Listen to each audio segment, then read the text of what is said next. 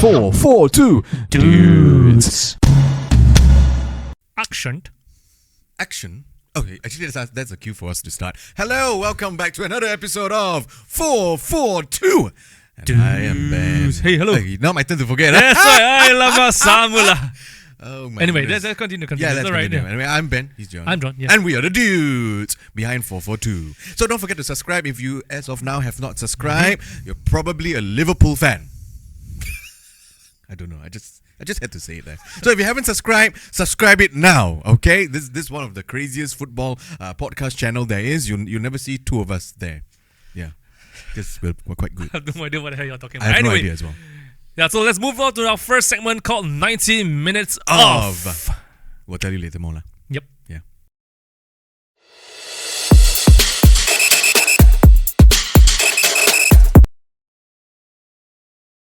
And this is the part where we call 90 Minutes Of. We are again the 442 dudes. Oh, not bad. Now you got it right. Yeah. Yeah. Now we have to get it right, yeah?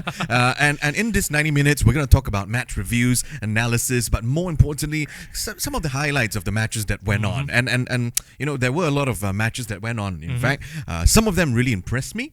And I must say, good job on you, Poch. Holy cow. What a first match to you. So well done, Poch. I'm beginning to see that Chelsea forming up. Right, John? 1-1. But anyway, yeah. But what other matches also impressed you? Oh, so you're not going to elaborate on the Chelsea information? It's That's just, all. yeah, just one worded. It's impressive. Yeah. And if I elaborate, I know what the Liverpool person is going to say. No, It's I'm just curious to one hear. match only. Huh, what? I'm curious to hear. Okay, elaborate. sure, Please sure. elaborate. I mean, Please do. sure. Okay, there are three important things to know. Okay, wow. Firstly, I think Three, the wow. tenacity behind Chelsea now has improved, and because of the mentality set in the players. Okay, I'll tell you why. Okay. Now let me just go a little bit behind the scene. Now I watched an interview. They were interviewing about, I think, how Poch runs his team. So Poch has this thing where I think it started from Southampton. I think it was from there. Yeah, right. Where he makes players run on Mondays. Okay. Now, if they were to run on Mondays, and it could be right after a match on a Sunday or a Saturday, he would just say, "No, you run on a Monday." So I believe if I remember correctly, I could be wrong on this, Ricky Lambert was the one that went up to Poch and say, you know what, Gaffer, we've been running too much, and can we not run on Monday? So you know what Poch said? No, now you run times 2 of it. So the entire squad ran times 2. Now moving back to Chelsea, I believe that's what he's doing with us. He's making us run for the ball, wanting for the ball, and thriving for the ball. And I like that. I've seen that against Liverpool. I think for Chelsea fans and even Liverpool fans, we have seen how we've been pressing, we've giving that pressure, and I just love it, you know, with the young blood and all. But I have to say the goals by Liverpool was actually quite beautiful also. Okay, I have to say, I'm a neutral as I can be for now, but still, Chelsea 1-1. So well done on you. We could have scored that second one, but still both VAR goals didn't count. So yeah, but impressive on Chelsea. And yeah. Okay. So that's just 1 point. So there's another 2 points that you wanted to talk about. I was going. So second point is, our players not like Salah. We don't anyhow throw tantrum. So I like that very much. We are not going to throw tantrum. Okay. Now he may have his reasons, you know, because he wants to be the best of ability. But yeah, you know, I wanted to just throw out there to just smack the Liverpool people. You know, you could smack me too. But the third one I think that's really important is that I think the injection of fresh faces in the squad has worked to our advantage. But most importantly, Enzo Hernandez. I hope I'm saying it right. You are fantastic. And now that I see more people, I'm glad you realized it. Yeah, I know. Hernandez. I have no idea why I said Hernandez. I was like Fernandez, but came out Hernandez. You see, but anyway, this is the exact reason why Chelsea okay, have been signing so many players. Even their fans are struggling to keep up all the That- names. Enzo Hernandez. okay Wow. lah. Anyway. So yeah, I think great injection of faces. And Saicedo, well done. Welcome to Chelsea as well. Some more? There's Livia as well. Yeah. Livia, I mean. Yeah, lah. But we have to say Saicedo because you all wanted to sign him. Okay, Yeah. well, I mean, But well done, Chelsea. Okay, I mean, let's be fair here. I think Chelsea were impressive. I think the two players stood out for me. I think It has to be Enzo Enzo. definitely stood out for me. Don't tell me Gallagher. For Chelsea, I thought it was quite good. Gallagher was brilliant in the game. At the first 20 minutes kind of sucks, but he grew into the game. Conor Gallagher I was thought. brilliant in the game. But I tell you who's the. Well, I just want to add on. I got to say shout out to Thiago Silva. You are at the age where people think you should retire, but you are fantastic, and especially Liverpool. Holy cow! The reading of the game, brilliant. Okay, anyway, sorry. Just I love the guy. Okay, but anyway, so as I mean, speaking about that game, Yeah. I think Liverpool. I have no idea what they were doing, to be honest. They seem to be just taking a break, Right. just trying to test out, Chelsea Yeah. and all, and then Yeah. I don't know. I've never felt more frustrated about a Liverpool game in a long, long time. But this time around, I really felt frustrated. I mean, I think Chelsea had about 70% possession or something like that. Oh yeah. It was Majority disgusting, of the and then they just allowed Enzo to just run the whole show. Yeah. Well, but then again, McAllister was brilliant. Szoboszlai was brilliant. So our new signings were fantastic. But then again, I also had to give credit to the defense. So a lot of stick. They've been receiving a lot of stick recently, regards to the goals conceded in preseason and all. But I think this time round, they did fantastic with the amount of pressure there was. The amount of attacks that Chelsea had against Liverpool. I thought they did well. Konate and Van Dijk were immense. Robertson was kind of like missing. Okay. Trent was just being Trent in some cases. But yeah, kudos. I mean, without Alisson, I think Alisson is really our best player. Without Alisson, Right. so that's basically 1 point earned by Alisson, in my opinion. Okay. And that's just the first game of the season. Yeah, so let's it see. is, it Let's is. see how It is many the more first points game of the he's gonna give us. So but I thought that was a great but match. that being said, I hope Liverpool is going to push on from here. Yeah. Especially we are going to play With- Bournemouth, so Okay. it's time for a goal fest. But I don't think there'll be a goal fest. I'll be happy with if any. I'll take a win, to be honest. Okay. Let's put this bit. Okay, I like that. I like that. Okay. Yeah. Okay. So that was a Chelsea Liverpool game. Yeah. But I just want to highlight one more game. I no, thought. sure. I thought it was. Because we know that there were a lot of teams that impressed, right? Arsenal impressed, Yeah, Brighton yeah, impressed, of Newcastle obviously impressed, Yeah, they yeah, stretched Villa yeah, and yeah, all. But I just wanted to mention Arsenal. Yeah. I know we spoke about it last week, Yeah, but yeah, I yeah. think this week we need to mention that. Bukayo Saka, my yep, goodness yep, gracious yep, me, yep. what a goal. Yep, yep. What a goal by Saka. And the fact is, he meant it all the way. Yeah. There's only one thing on his mind, which was to go and curl it into the top corner, and that's exactly what he did. It's not just that Odegaard was brilliant, Martinelli was brilliant. The confidence that's shining through that whole squad right Yeah. now is brilliant. I know they recently signed David Raya, right? Goalkeeper. I'm not sure whether that's a good thing or a bad thing. Yeah. But it remains to be seen. But I think Arsenal, if they're going to maintain this form, which they did in the last season, Yep. hopefully, then I think they will have a chance to challenge for the title if they were to maintain this. I know it's just the first game of the season, but the confidence throughout the squad, you know that this is the level that they can be. So Yeah. it's about maintaining that And standard. fresh coming off winning the Community Shield Exactly, as well. So- exactly, yeah. But I want to commend Forrest. Okay. I want to commend Forrest, and I think this player is going to be key to Forrest season this season. Okay. And the player is Anthony Ilanga. He's on loan from United, right? And before Ilanga came on, Brennan Johnson was actually leading Forest's attack, and they were so weak. They were practically paralyzed in attack. Brennan Johnson, I think, is shit. He should just go back to the Championship. Right. He's a striker that didn't press. He's a striker that doesn't run into channels, and a striker that doesn't sprint when they have a counter-attacking chance. And he has zero composure. Right. So he's like a poor man's Wes Brown. And why I say Wes Brown, if you really look at Brendan Johnson, he's like a twin brother of Wes Brown anyway. And we all know Wes Brown is a defender. So yeah, Right. that speaks Okay. volumes. So but when Ilanga came on, when Taiwo, what was the guy's name? Ni came on. Yeah. He changed the game for Forest. It was a total different Exactly. Forest. And Ilanga's speed is going to be crucial to Forest's season this season. Forest's season this season. Yeah, Correct. Makes sense. You made it right. Right. So and the way Taiwo actually scored the goal it's a striker's goal. Yeah. It's a classic striker's goal, nipping in front of the defender to push the ball in again. So on Forest's goal, I think that's something they need to build on.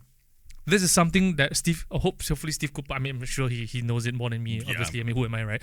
Yeah, but this is something I picked up. And I think if they can continue that chemistry and build on that, I think Forest are in for a good season. Yeah. And Johnson should just be a backup. He should never be a starter. He should never ever be a starter for Forest ever again. Super sub at least. He's Okay, ju- never he's mind. just Just a sub. sub, Okay. yeah. Ouch. Yeah, so that's Arsenal, right? Right. But I think in terms of the teams that impressed, I think there were also a lot of questionable decisions that took place this. And what in were this they? I one. mean, if we could here's Okay, I'll just go straight into the different categories. Let's go to Okay. the penalties first, Okay, right? yeah. So there were three questionable penalty decisions, right? Two were stonewall penalties that were not given, Okay. and one that was given, which in my opinion is totally It's ridiculous. not. Okay. So let's talk about the stonewall penalties first. Okay. So the first one is in the Chelsea Liverpool game, Yeah. where I don't know that guy's name, Jackson. Yeah, yeah. Nicholas Jackson. Is it his name? Yeah, Nicholas yeah, Jackson. yeah. So the ball actually hit his hand. Yeah, Correct. yeah, Yes. yeah, yeah. Right. So a lot of people are questioning why it's not handball, myself Yeah, yeah, included. yeah. So the argument is that he is not interfering in play. Yeah, yeah. But that's bullshit because Yeah. there was an obvious major deflection Yeah, of the yeah. ball. His hands, the argument is his elbows were in. Correct. And not just that, but also apparently the added one is that the hand was very close here. It's here. It's like this. But according This to them, is- he was. So they did this thing. I think This- the video went this. like that. So Is this a natural position? No, this is not a natural position. but- So that by the VAR. law, that should be a penalty. But VAR. So that's the first one. The second one, in the Wolves versus United game, Yeah. or United versus Wolves, Yeah. Onana literally punched Dawson. Yeah. Literally punched him. Okay. No foul. Okay. But But kudos to John Moss, I can't believe I'm saying things, and Howard Webb. Oh my God, I should mention this guy's name. Okay, for coming out to apologize. yeah, Right, but come on. it's already over. It's not exactly over. This is the English Premier League we're talking about. Yeah. We're talking about the best, one of the best, if not the best league in the world. Right. This is the standard that you're having in terms of your officials. Mm. It's just shocking, isn't it? Okay. And true enough, yeah, Simon Hooper, the referee, the VAR, Michael Salisbury, and Richard West, the assistant VAR, is now suspended. But for God's sake, this is just one match. And So it's the first. yeah, it's the first game. But Yeah. the thing is, for Michael Salisbury, right, this is his second time. So that should be like a red flag somewhere. Exactly, he should be Okay. sacked totally. I mean, or at least demoted to championship on the indefinitely, right? Because this is something that should not be taking place. This kind of standard, you need to uphold the standards Yeah. of the English Premier League, Yep, and this is yep. clearly not. And for Wolves, this is 1 point gone. Yeah. For United, that's 2 points gained. That's You know what I mean? So I think it's just ridiculous. Wow. Yeah. The other thing was fouls by goalkeepers. I think Okay. there were two situations here. The first one was in the Everton versus Fulham game, right? Everton had a goal disallowed. Michael Keane scored the goal, but it was disallowed because Leno was judged to be fouled by James Tarkowski, when actually Leno was the one Yeah. that barged into Tarkowski, Yeah. and for some reason, the referee says no. It's your fault. James Tarkowski was the one that backed into Leno. Right. I don't know. So again, there's a lot of questionable decisions. So Everton should have gotten the draw. The other one, Emi Martinez. I don't know whether you guys saw it, but he literally, like playing rugby. He just pulled Amaron down. Yep. Nothing was given. Yep. So I don't know what's going on now. But anyway, So I really we hope that this season will be a season where things, they finally gotten the VAR right. They finally gotten all the standards right. Yeah, and the offside, whatever. But oh my goodness, they started on Yeah. such a shocking level. Yeah. So we do hope that the next few matches going on, and hopefully by Christmas, everything would be improved. I think that's what we want. Doesn't matter which club we support, we still want a good game. Yeah. We still want a good game. But anyway, so that was our 90 minutes of segment. Yeah. And we're moving on to the next segment called Six Sense.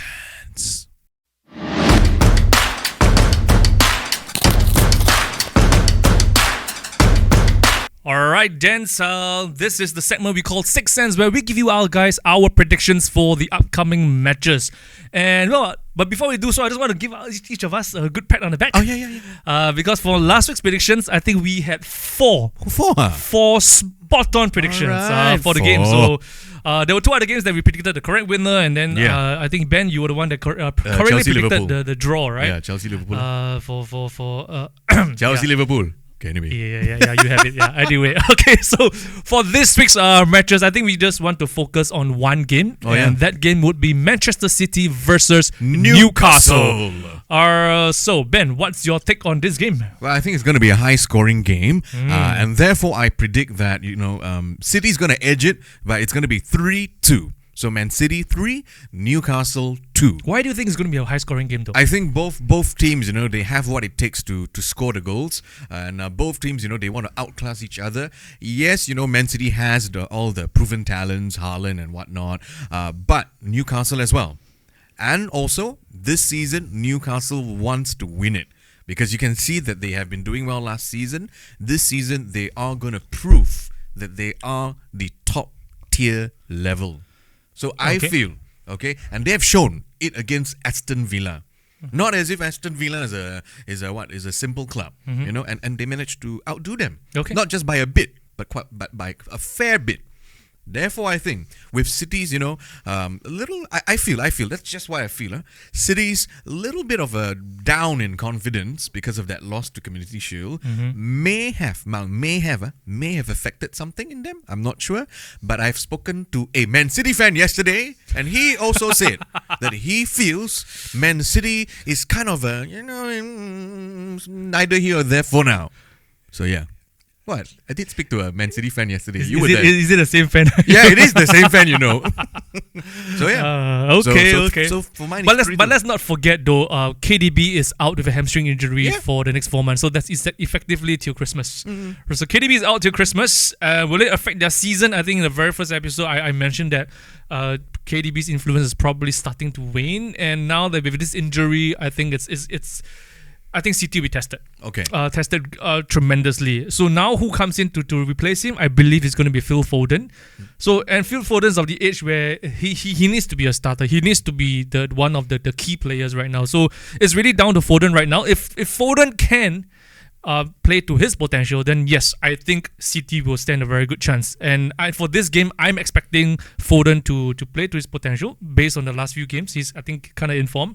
So I'm predicting City to win by 3-1. And I mean, this is in no disrespect to Newcastle. I think Newcastle has been flying since last season. Oh yeah. And I mean, this is evident. In a game against Villa, they were brilliant. I mean, the chemistry on the front three right now, it's very rare for us to say this, but Newcastle right now, they have a very strong depth in terms of the attack. There are 5 players right now. They have Gordon, they have Wilson, they have Isak, they have Almiron, they have Bruno, they have Barnes, Harvey Barnes. So Newcastle, they are a force to be reckoned with right now. But I just think that for this particular game, I think City will still triumph over them.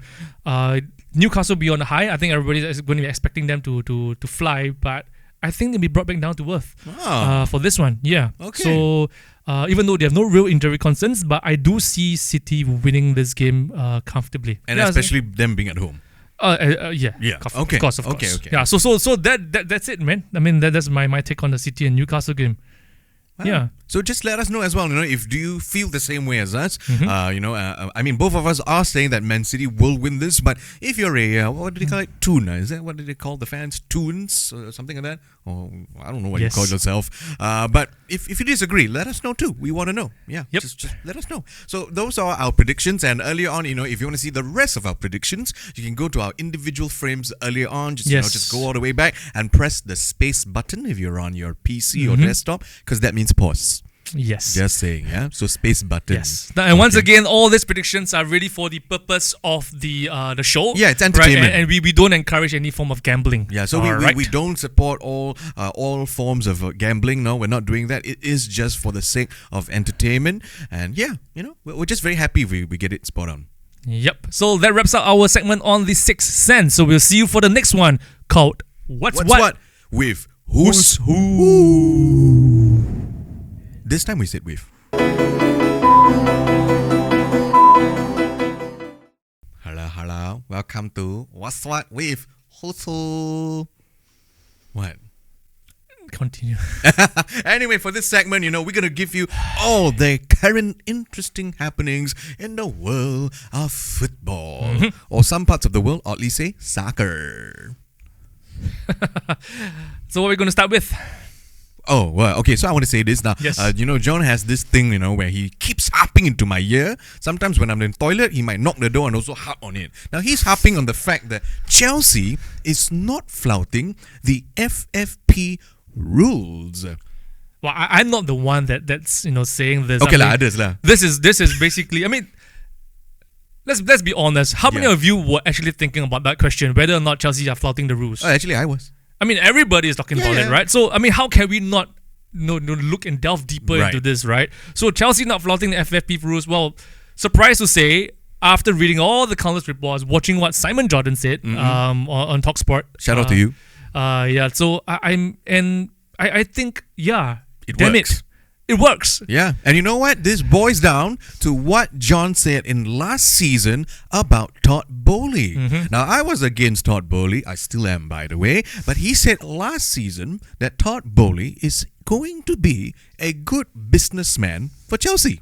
He said Todd is going to be a good owner for Chelsea as well. In fact, might be better than Roman. And this could be one of the facts that's going to help John here. Because, he did this thing called amortization. Yes.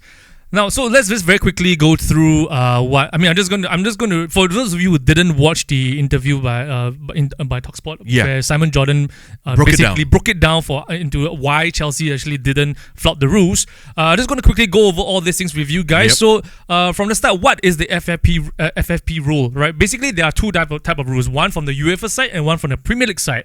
So from the UEFA side, clubs are not allowed to exceed more than 90 million euros in deficit across 3 seasons.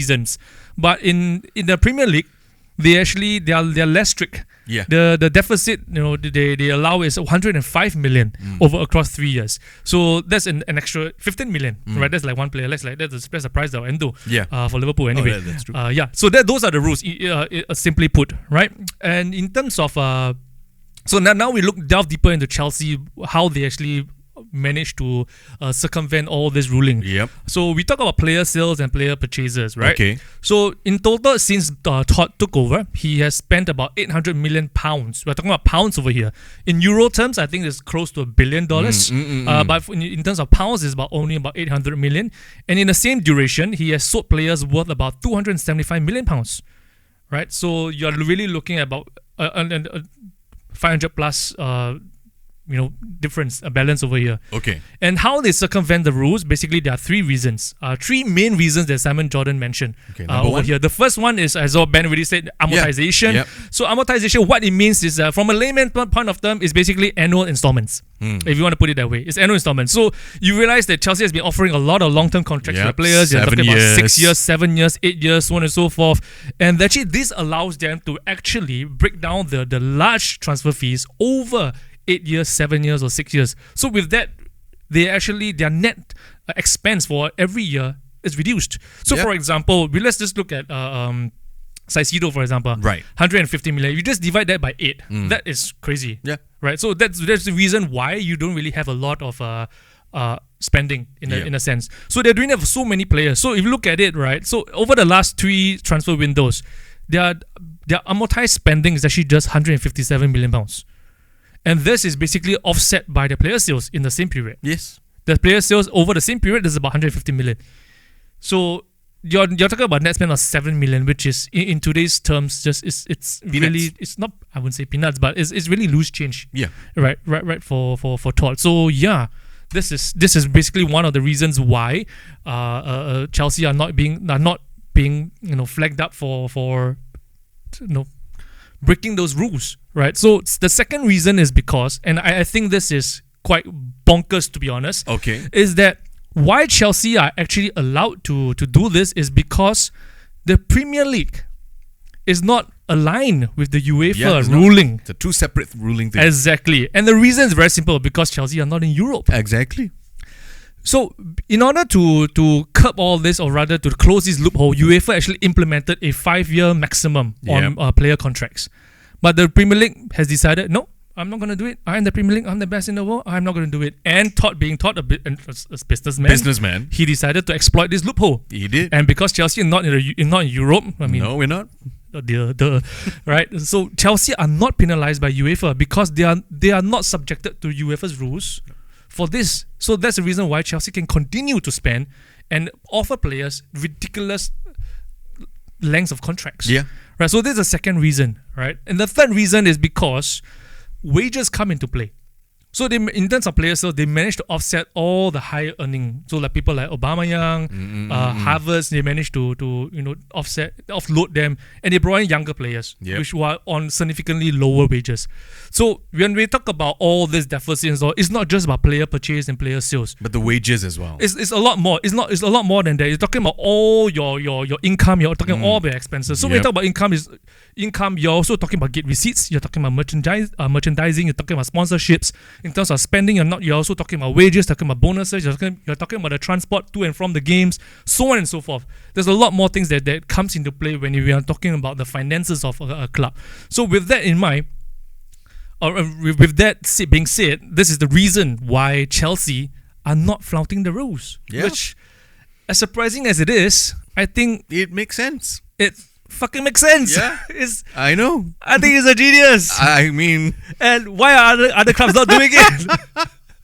don't ask me because you know why? I mean, because most of you are in Europe.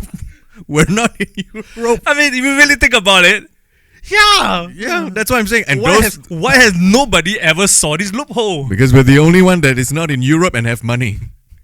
No, but so on that front, I think Todd is a genius. Are they right exploiting? Oh hell yeah! Oh dear. But on more serious note, I think more should be done to curb this. Yes, I loophole. think the Premier League actually, I don't know, there are some reports mentioning that they are going to sort of limit the years. So as you said, so they you know, want they want to be aligned with Yeah, UEFA's yeah, they ruling, do right? want to And I limit- think they should. I think Yeah. they should. And not just that, the deficit should also be reduced down to 90 million, not just 105. I think if they really want to align that. And Right. rumors is that they'll likely do it, I think, next summer. Oh, okay. So Chelsea has one more year to We do. We have one more year. one more year to exploit. That just sounded really wrong, but yes. Bloody hell. Okay. Okay. Anyway, so what's next? So what's next is there's not just the EPL, but there are many other leagues that's starting. The Serie A, Bundesliga, and League One. Wow, you pronounced it correctly for the first time. Yeah, I know.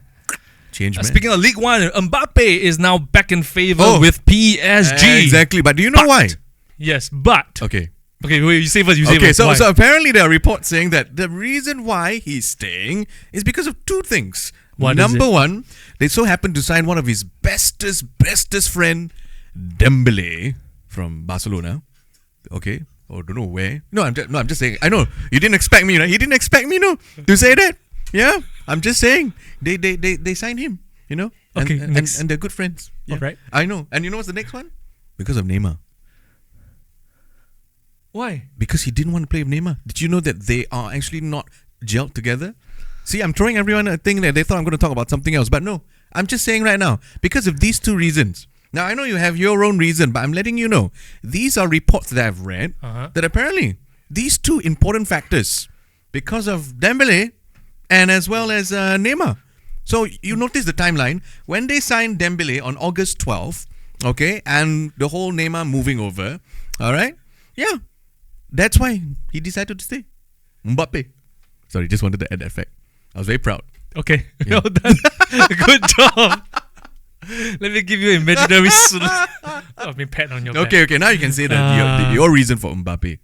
No, there's no reason for me to say. at I least, mean, this yeah. is I'm just spitting facts here, right? Yeah, yeah, so yeah. there is a particular clause There is. that actually kind of allowed, or rather turned Mbappe's Favor, perhaps. yeah. So the clause is that he gets to leave at the end of the season. Yes. So there's the only clause, because I think everybody knows he wants to go to Real Madrid, isn't it? Yeah. Right. So he's at least one more season with PSG before he moves on to Real. So with that clause, that's why he's staying. So it's just ridiculous. But anyway, speaking of Neymar, you mentioned about Neymar, I did, right? I Yeah. did, So I did. he's off to Saudi Arabia. Neymar is off to Saudi Arabia. He's signing for Al Hilal. Yep. Al Hilal is also the club that tried to sign Mbappe himself and Messi, but both of them rejected. Yeah. But Neymar actually agreed and to sign for them.